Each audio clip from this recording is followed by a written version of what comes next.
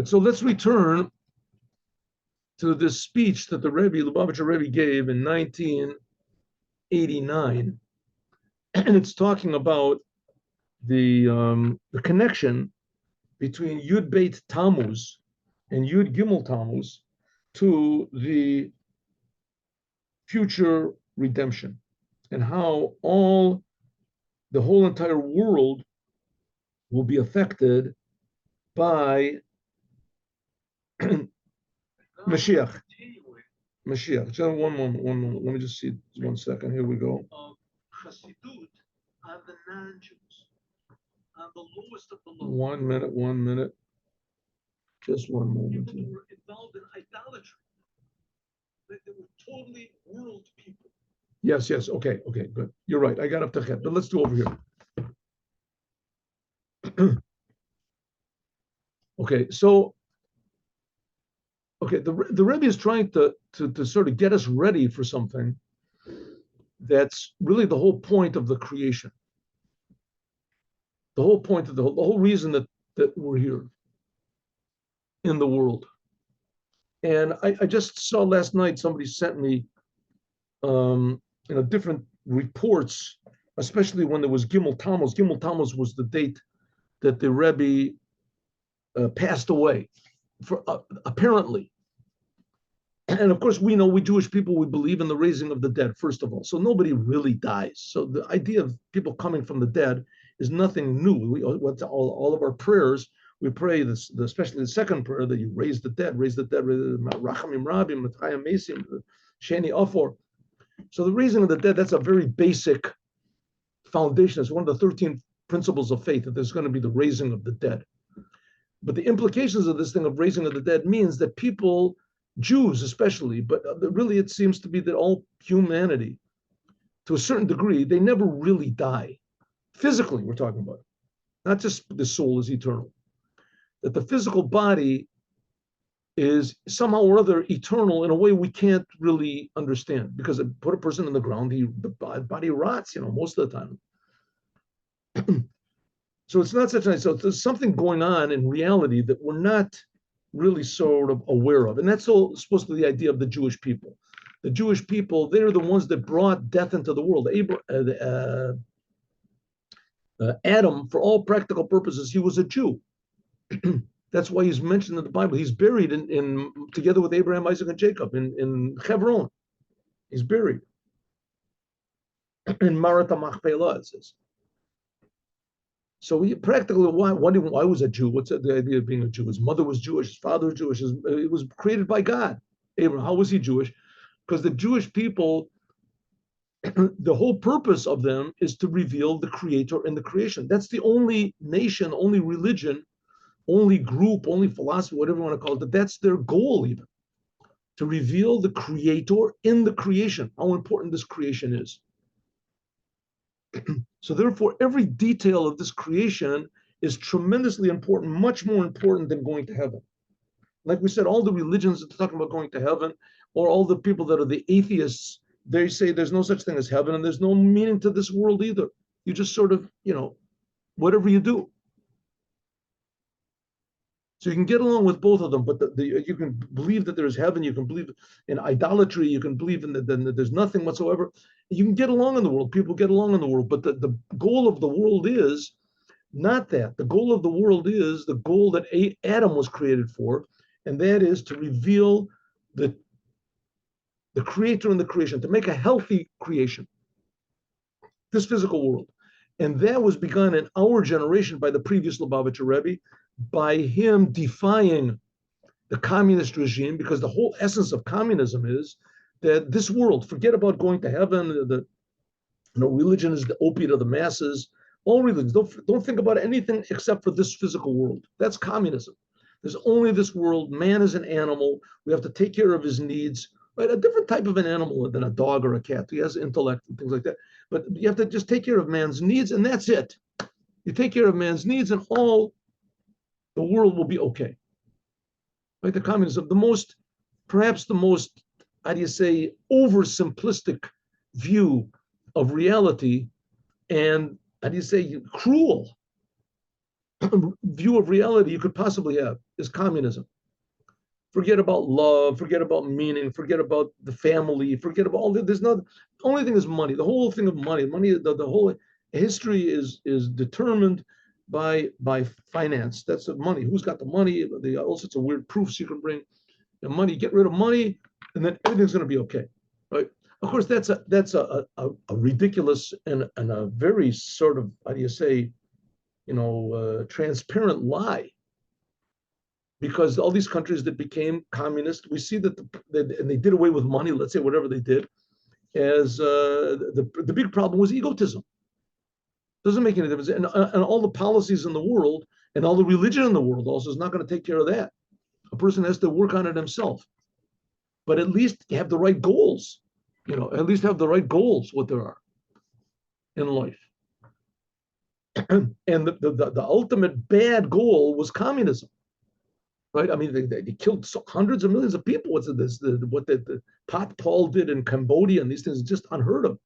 What was his name? Everybody has his Che Guevara, right? He was a murderer. The guy was a murderer, a sadist, a terrible, disgusting person. But he did it in the name of communism, which that's everything was okay, right? Terrible. And against this popular and, how do you say, the convincing and inspiring evil, which is called communism, fought the previous Lubavitcher Rebbe. And he won. So this was a victory not just over, of religion over non-religion, or of, Chabad against the Russian government. This was a victory of the creator over the creation. Who's going to be the boss? The creator is going to tell what to do with his creation, or are people going to decide, you have your opinion, creator, but we have our opinion, we're going to do what we want. No creation. We're not letting God in.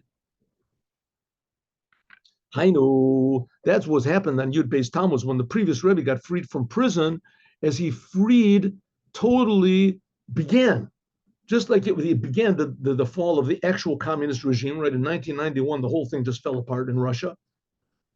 Also, this began the freedom of every human being from atheistic limitations. Atheism puts a limit on the world. But what you are is what you are. I call it Popeye syndrome. You ever watch Popeye? There used to be Popeye cartoons. He had a song and he used to sing, I am what I am, and that's all what I am. I'm Popeye the Sailor Man. What I am, that's what I am. That's it. Maybe I can go to the university, learn to be a doctor or something like that. But, basically that's what man is. Right, to what they are. And Judaism comes along and says, no, you have infinite treasures of good hidden in your soul, of love, of honesty, of friendship, of joy, of creation, of initiative, of genius, every human being in their own different way. And it's there. And it's not going to be according to what the government did, right? The communism, they quenched all initiative. There was no initiative by people. There was no individual thing. You had to do what the government said. And the Frierdiker Rebbe, he fought against this and he defeated them. Now everyone can be what the creator wants. Potential, infinite in this world. And that's the whole idea of the redemption of Yud Beis Tamuz, Paul, to make actually, this pointer here, to make a dwelling for God in this physical world, the Tachtonim, to make this physical world a place where you can see that it's an amazing, beautiful miracle, and every detail is created in a specific way and directed from the love of God and reflects the love of God in the Tachton, in this lower world, that there's nothing lower than it. And that's what the previous Rebbe wrote, that even the ministers they saw, even the communist ministers, and the Jews that put him into that, they also saw that it was a big miracle. I mean, listen, a couple of years after he got out, this whole Jewish sector that fought against communism, they were so, they killed so many Jews, they themselves, Stalin wiped them all out, killed them all. the Yetsektia. Hadgasha Yatira, especially in all of this, an extra emphasis is, here we go. A special emphasis is Shebe Hizvadus Shebe Hidvadu the Chag Geula, that now when we're making this gathering together of Yud Beis Tamuz, as and we're in the area of the previous Lubavitcher Rebbe, because the Rebbe always how do you say, he always stated that the previous Lubavitcher Rebbe, like all tzaddikim, they're not in any way away from this world. In fact, they're even more in this world than they were when they were alive. And so therefore he's in 770, speaking in 70, that was 770, that was the place of the previous Rebbe. So it comes also, Kabbutza Shel Yudim, there's also now Jews from France. There were Jews from France. Shenit Karvu, that they came close to Torah v'mitzvahs, Kafi Shechadurim, how they are permeated, and they shine the light of Hasidut. Torah to Hasidut, Ketotza'a Mi'achidush Shel Bala Geula, from what the previous Rebbe did. That was, if you remember, that's what we learned before, that one of the novelties of the previous Rebbe was that he sent emissaries to France. And that France, that was always the big enemy of Judaism, of Chabad especially. Because just as the whole thing of Chabad is that the physical world should, from its own free will and understanding, want to serve the creator of the universe, France was exactly the opposite. That every human being, from their own free will and their understanding, should seek pleasure. And they had thousands of ways to squeeze pleasure out of every detail of the world. And anything that gives you pleasure is okay. What's the idea of liberty? Liberty, fraternity, called liberty. Look, and therefore, it's proper, the kavdam. So the Rebbe said, and here we have, this is 1989. The Rebbe said, here we have Jews from France, unheard of. The Jews from France that actually became observant Jews because of the work of the previous Lubavitcher Rebbe. Look, and I learn once a week at least. I have a very good friend, David Bukhavza, a very good friend of mine. He taught me how to be a shochet. He was a good shlo anyway. So we've been friends for a long time. And he's from France. He's from France. We brought up in France. And he says that he knows so many people that Chabad, they made these summer programs for kids. And the kids had no conception whatsoever what Judaism was. Jewish kids, no idea whatsoever. But it was summer, and they could do whatever they wanted to, and a lot of them didn't know what they wanted. So they made a really fun camp for these kids. And they would, and because France wants, liberty and equality, so they, supported it. You want to do that, you do whatever you want. So they went, and it was really fun, and the kids really enjoyed it. But on the way, they also taught them a little bit to read Hebrew and what the commandments are, and how to say blessings after eating, and a little bit about how God creates us, and that it's a good thing, and what Abraham did, and Isaac did. And a lot of these young boys that they had like a couple of weeks or something like that they became truly observant Jews, and they got married, they have families, and they made whole communities. Because it's not a new thing. It's not like a missionary. It convinces you to be something that you're not. It just wakes up something that already is inside, so that the whole world will wake up what's inside of them to be true human beings. And therefore, so the Rebbe says, now here there's all these people from France. Therefore, it is only proper to give them they should say l'chaim, the nigun shel simcha, and making a song, a happy song. Nigun shel Medina Tzarfat, let's even say a French song, like it was transformed to holiness. And here the Rebbe says that, where is this? Anyway, it was 1 year that the Rebbe took the, 1 second, where was it? And he also the Rebbe spoke French fluently. The Rebbe lived in France for a while a couple of years he lived in France. He learned in the Sorbonne. Anyway, so the Rebbe took the French national anthem at the time, which is called what's it called? The Marseille or something like the Marseillaise? Hey, whatever it is.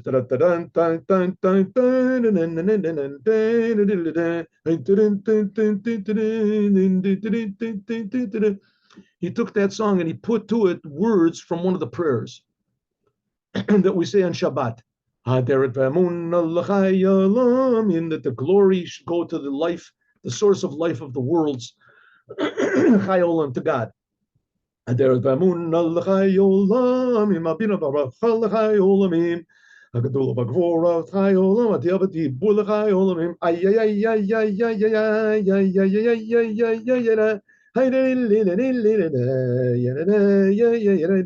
and they say that the French people, at least, they say that after the Rebbe did this, that actually they changed the melody in France a little bit. There's something changed. I don't know exactly what it was. There's something changed. They changed it. They changed the melody. However, it was when the Rebbe did that, as all of a sudden there started becoming religious Jews came from France. We talked about this last time. So therefore says the Rebbe, I'm going to sing the song Aderet ve'amuna l'chai olamim. Ad hatchala v'tiferet until the end. Tiferet atihila v'tiferet l'chai olamim. That the glory and the beauty is to the source of life of the worlds. Shetochna, the whole idea of all these letters, and that we say the whole alphabet, it's an alphabetical order. Aderet ve'amuna, that's Aleph, and then Bina v'bracha, that's base. So it uses all the 22 letters of the Hebrew alphabet. The point is, it indicates on drawing down the Chai Olamim, the source of life of all the worlds. In other words, the creator into every detail of the creation, the source of life into every detail of our lives. That's Chai Olamim. That includes all the 22 letters of from Aleph and Taf, and Deret Ve'amun until Tehillah Tiferet. That these 22 letters are the letters that God used to create the world, and that God uses right now, because the world is being created every moment, brand now, by these letters. Yiratzon may be God's will. They said that by means of this will be added on to these French people that came from France, biyachidim kol amitvadim, together with everyone that's here in this room, and together with all the Jews wherever they are, and everything that we talked about before, that we spoke about, all the 22 letters of the alphabet and all the creation, they should be drawn down and added on even more, when they return back to their places, ajif alu b'kol olam kulo, that will affect the whole entire world. Aderet v'amun l'chai olamim, until tiferet l'chai olamim, until from the Aleph to Taf, that the whole world should be permeated with the awareness that there's God that loves us and cares about us, and that gives us life. Okay, what is the point of all this? The teaching from everything we said before regarding what to actually do. Now that we are in the holiday of redemption, the 12th day of Tamuz, Shechal b'yom Shabbos Kodesh, that falls on Shabbos, Pashash Chukas Balak, that's what it is by people outside of Israel. Balak, Shabon Ne'amar, that it says, Nabe b'shnei Meshichim, the language of the Rambam, of Maimonides, that Bilam, evil Bilam, he prophesied that there's going to be two Mashiachs. Who are the two Mashiachs? King David and Mashiach ben David.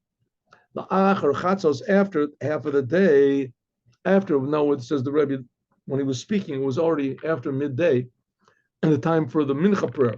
Raiva the Raven, it says the pleasure of pleasures, the will of God's wills is revealed on Shabbat. Me'ayin Dugmas is something like the day which is all Shabbat, which we talked about before. The Zman Mincha, the time of Mincha, Shabo Korin, that we read in Parshas Pinchas, we read Pinchas, right? This Shabbat we read Balak, but you outside of Israel is Chukat Balak, right? And Mincha we read the beginning of next week's Torah portion. What's next week's Torah portion? Pinchas talks about how Pinchas stood up and saved the Jewish people. It says that who is Pinchas? Pinchas is Eliyahu. Even though Pinchas lived, several hundred years before Eliyahu did. How many years? 600 years, something like that, before Eliyahu lived. But nevertheless, the soul of Pinchas came into Eliyahu. Or it says the other way around.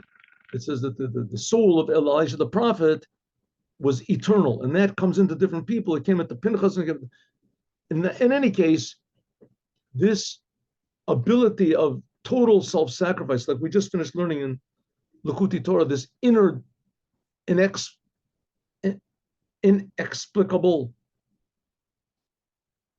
above, completely not understandable love of God that is in every Jew. That's what was Elijah the prophet. He's the one that's going to announce the Moshiach. He's going to wake up all the Jews, and he's going to announce the future redemption. That's what we read about in Mincha of this coming Shabbat. Yesh La'adish, we can stress even more what we said, Chizuk and Muna, that we have to have and strengthen the faith in the coming of the Mashiach. Vatzipiyah, and the hope, Lebi'ato, for his arrival.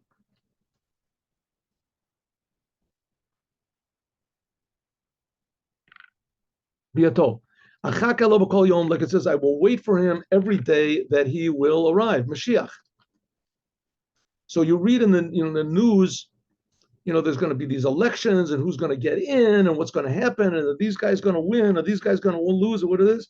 So it's okay, that's not bad. You want to, but don't think that that's really the decisive factor over here, because the decisive factor is, and the thing that should really be foremost in our minds, is when is it actually going to happen? Mashiach is actually going to come and organize this whole entire world. If one person, whoever the president of the United States is, he can make such a big change, one person can make such a big change, and in the end, who is this one person? One person, he can be deposed, he can be anything. Mashiach, how much more so? He's going to be like a king. According to Judaism, and I think even according to logic, the best system of government in the world is monarchy. The best system is monarchy. Why? Because the people, they don't know how to rule. The people, they're not rulers. It takes a certain talent to be a ruler. In a way, democracy is the worst form of government, because you're putting the rulership in the hands of people that don't know how to rule, the majority. We just hope that God will arrange the things that the right person will get elected. It'll come to this idea into people's minds, but if not, then if you have a king and the king is a good king, so the king can go against the whole people. He can, because he's a true king. He's a true leader. The people aren't leaders. A true leader, he can tell the people what to do. The problem is are the people going to listen to him? Right? That was one of the big problems with Napoleon. He said, don't listen to leaders anymore. Everybody, you be a leader. Equality. Okay, the fact is the leaders were pretty bad news back then, right? But what Napoleon brought was no better, that's for sure. So the idea is, so that's what we're waiting for, what's called the King Mashiach, Melech HaMashiach. He's going to be a true king, and he's going to tell everyone and teach everyone what should be done. What should be done. Oh, the quarter of an hour, 15 minutes, call me up. I'm sorry, 15 minutes, I'm giving a class. Okay. This is by means of learning. How do we do this? How can we prepare for the Mashiach? So it says learning Torah, the topics of the future redemption, which are written in the Torah, beginning with this week's Torah portion. That Bilam, he was the one that gave the clearest prophecies and blessings regarding Mashiach, that he's going to change the whole world. And also in the book, the Rambam, the end of the Rambam, the laws of, which is learn the whole book, but the grand finale of the Rambam is Mashiach. The Shnei Parakim, especially the two last chapters of it, talks about the laws of the kings and the laws of the king Mashiach. Asher halimud, that the learning in these things is in a way that the kala osek bo, it says that anyone who learns the Torah laws of a thing, it's as though he does the thing. Like it says nowadays that we haven't got a holy temple, we haven't got the sacrifices, but the sacrifices were so tremendously important. What do? We don't have a temple, so we're lost. It's not so, we're not lost. You learn the laws of the holy temple and you learn the laws of the sacrifices, and that's as though you did them. You're doing the maximum. And by means, so same thing with Mashiach. By learning the laws of Mashiach, it's as though you're doing your maximum. What you're going to do by means of this, we will speed up and make quicker the coming of the Mashiach immediately. And also, and this is the main thing, the Hosif, that we should spread out Judaism outward. And this V'zet Talui Bias Mashiach, that in this is the coming of the Mashiach depends, like we said before, that the more Jews that know about what Judaism is, that fixes up this world. It brings commandments, and the commandments fixes up the world. It's like preparing your house. You know that the king is going to come to your house, so you clean it all up and you do whatever you can. Maybe you add on a couple of rooms or something like that. That's the idea of Mashiach as a king. We have to prepare the world, do more commandments, learn more Torah. That prepares the world. First of all, by learning the Maimorim, the writings and the ideas and the speeches of the previous Lubavitcher Rebbe, his Maimorim and his Sichot, his Hasidic discourses and his his regular speeches, Ubefrat, and especially after, there's a lot of them that now had came out and have been printed. Sheyesh behem amayla, that they are brand new. But Tochachei call Pu'ulos, Afatzas Torah, spreading out Torah and commandments, and the Mayanot outside. You have to realize the previous Lubavitcher Rebbe, he had tremendous troubles in his life, tremendous, terrible trouble. And the whole time he was saying Maimorim. And he wrote them down whenever he had a chance. Wrote down the things that he said and the things that, or they were written down by his followers. So the whole time he was saying these ideas of Hasidut, as well as spreading Judaism, as well as, you know, suffering under the hands of his captors and Kolel, especially, and also he became ill in the end of his life. He was ill in the last 10 years of his life. When he came to America in 1940, he passed away in 1950, he came to America on a wheelchair. They took him down, especially adding on building places, houses of Torah and prayer and of charity, like it says, long length in the Verbringen, which we said before, by means of Vishtatfut shel Nasi. What happened? 1 minute. Oh.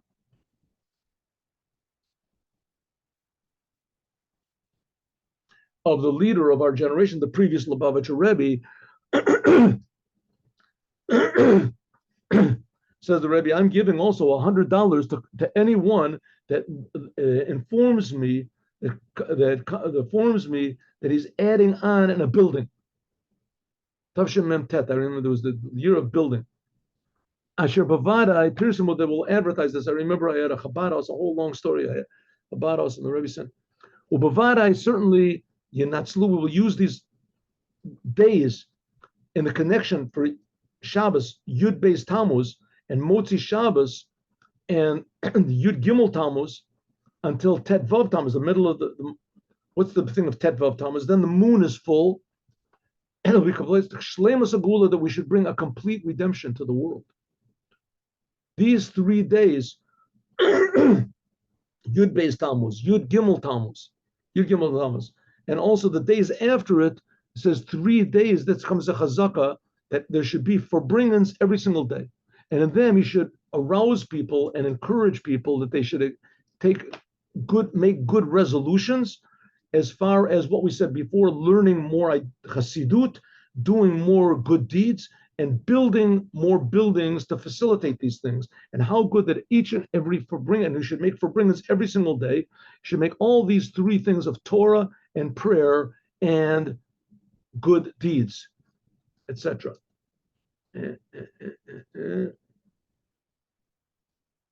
As we will continue, God willing. Yeah.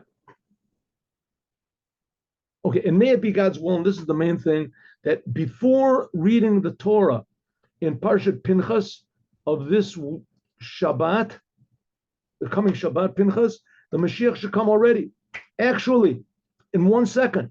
And Mara Be'etzpo, and everybody will be able to say, this is the Mashiach, this is who we waited for. In the middle of Shabbat, he'll come. Yud Beis Tamuz of this year, Tafshin Mem Tet, Tashmet Yadecha. It says that if you have loans, that when the Jubilee comes, you have to forget about the loans. Also, the seventh year, you have to Shemitah. And when the seventh year comes, so it says you have to forget about all the money that's owed to you. Same thing also. God will forget about all the bad things. And this should be a miracle of, this is the preparation for next year, which is a miracle of Tafshin Nun, miracles, the year of miracles. The year that will be totally miracles. Because the year before this, that's when, remember Saddam Hussein, he rained missiles down on Israel. Remember that? He rained missiles down on Israel, and miraculously nobody was hurt. Big miracles happened. And then very shortly after that, that's what it says, quickly, the biggest miracle of all will be the future redemption. And Kol Kitzim, it's already very late. If Mashiach comes right now, you shouldn't be surprised because he was supposed to come long ago.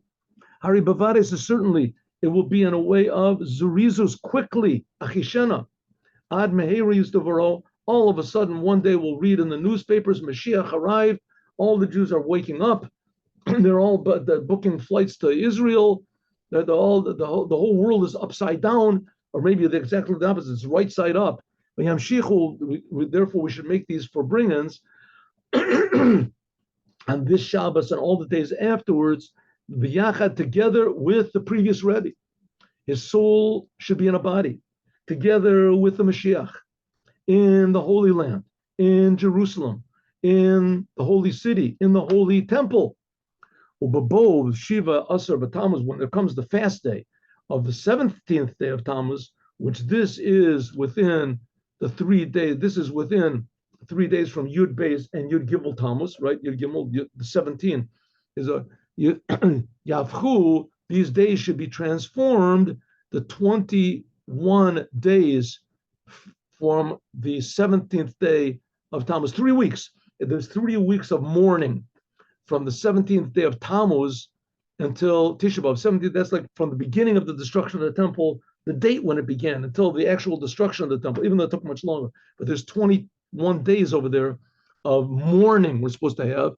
And those days should be transformed to joy and rejoicing and holidays.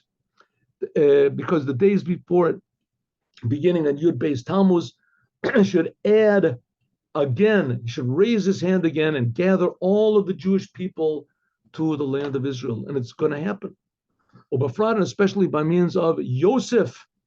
He says, Yosef, God will add on that Yosef of our generation, that's the previous Rebbe, Bala Geula, that he will gather all of the Jews together. The Rebbe always said that I'm just continuing the work of the previous Rebbe. I'm just doing the work of the previous Rebbe. The previous Rebbe, he's the leader. Yosef Hashem, God will add. What's it? So we'll go. Here we go. Oh, Rebbe. Oh, very good. Yosef Hashem, Li ben Acher, like Rachel said, God should add to me another son. Yosef means to add on. Echad, take from ben Acher, to take from the Acher, to take from the other one, and make it into a son. Yamalei Schok Pino, then our mouths will be filled with joy. The whole world will be happy.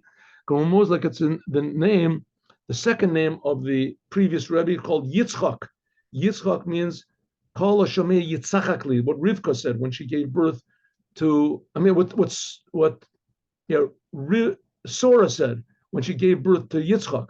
Anyone who hears will laugh, will be happy. That's Yosef Yitzchak. This is attached to the future redemption. Kolmaimer is like the rabbis say in the future, Livro La'atid Labo, that in the future, Yomru Li Yitzchak, that it says that Abraham, Isaac, and Jacob will be raised up, they'll come to life, and everyone will say to Yitzchak specifically, Ato Avinu, you are the one that caused the happiness of the world. You, Yitzchak. Yitzchak was talking about here, that says the Rebbe, the previous Lubavitcher Rebbe, the whole world will be happy. Okay, so what did the Rebbe want from all this? What did the Rebbe want from all this? Mashiach is supposed to come any moment, and it'll come as a result of our deeds, our good deeds. And the previous Lubavitcher Rebbe, he is the Mashiach. And the Rebbe is saying, I'm just taking his place, I'm just filling his place. And it's supposed to happen any instant now, and the whole entire world will wake up just like the French Jews started to wake up because of the work of the previous Lubavitcher Rebbe. So the whole world, the Jewish people first, will all wake up to the good potential and the love that God is pouring into each and every one of us. And then the world will be a very, very happy place, a very happy place. Okay, now let us learn. You know what? I'll say that somebody's supposed to be calling me up, and I have a place to go. All right, maybe I'll just tell the story. Hear the story. Ready? Here's the story. 1